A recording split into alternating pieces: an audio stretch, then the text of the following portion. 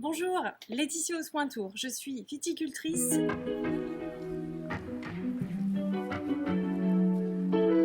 et également formatrice à l'école du vin de Bordeaux. Aujourd'hui, on va découvrir comment déguster un vin au pas à pas.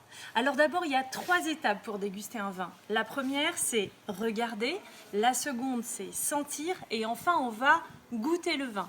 Il y a bien 3 étapes à respecter dans cet ordre. S'il vous plaît, n'allez pas à l'étape 3 directement, goûter le vin. Alors on va commencer par regarder le vin. Comment ça se passe? Vous voyez, j'ai pris 2 verres comme ceci parce que la couleur peut être différente selon l'âge du vin. Donc pour regarder la couleur d'un vin, on va, vous voyez comme je fais là, pencher le verre comme ceci à 45 degrés avec un fond blanc, c'est encore mieux. Et vous voyez, les couleurs sont légèrement différentes. Ici plus marronné, ici plus violacé. Effectivement, la couleur change avec le temps. Avec le temps, le vin devient un peu plus marronné. Et puis, vous avez pu le voir, en fait, votre œil, il fait comment?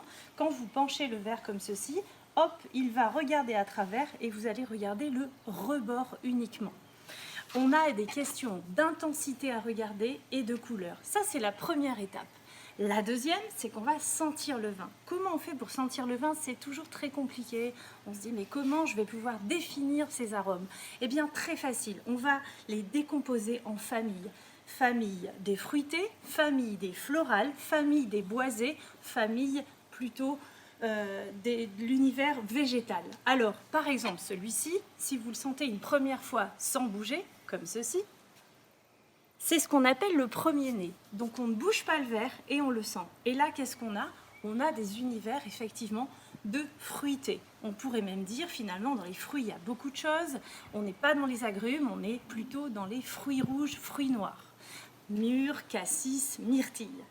Et la deuxième étape, c'est ce qu'on appelle le second nez. Alors regardez, on pose son verre comme ceci, on le tourne 3, 4, 5 fois, l'air rentre dans le verre, l'oxygène va oxyder légèrement le vin et hop, second nez.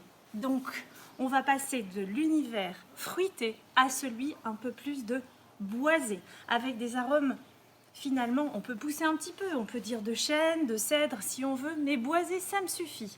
Alors ça, c'est la deuxième étape. Et enfin, la dernière, celle de déguster le vin.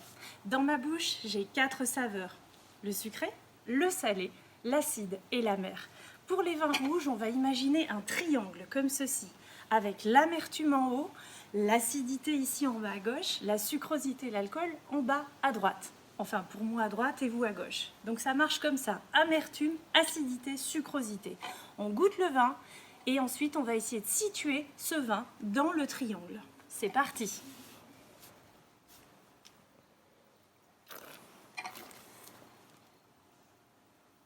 Eh bien, si je repense à mon triangle, finalement, j'ai un petit peu d'amertume et puis ce vin, il va aller quelque part vers l'alcool, le sucré. Donc je reprends mon triangle, on peut dire que ce vin est plutôt tannique avec un certain niveau d'alcool élevé. Donc il est plutôt ici dans mon triangle. Je résume, je regarde, je sens, 2 étapes au repos après remuage, 3e étape, je déguste. J'essaie de situer ce vin dans l'univers du triangle et là j'ai tout de suite finalement une description beaucoup plus détaillée de mon vin. Je le connais plus en profondeur et surtout je peux en parler à tout le monde avec des mots très simples. Voilà, je vous invite à poser des questions. Je me ferai un plaisir de les commenter et d'échanger avec vous. En attendant, j'espère que cette petite méthode, elle vous servira bien. On peut l'emporter partout dans sa tête et surtout, on peut continuer à pouvoir décrire des vins correctement. Allez, je vous dis à bientôt. Salut!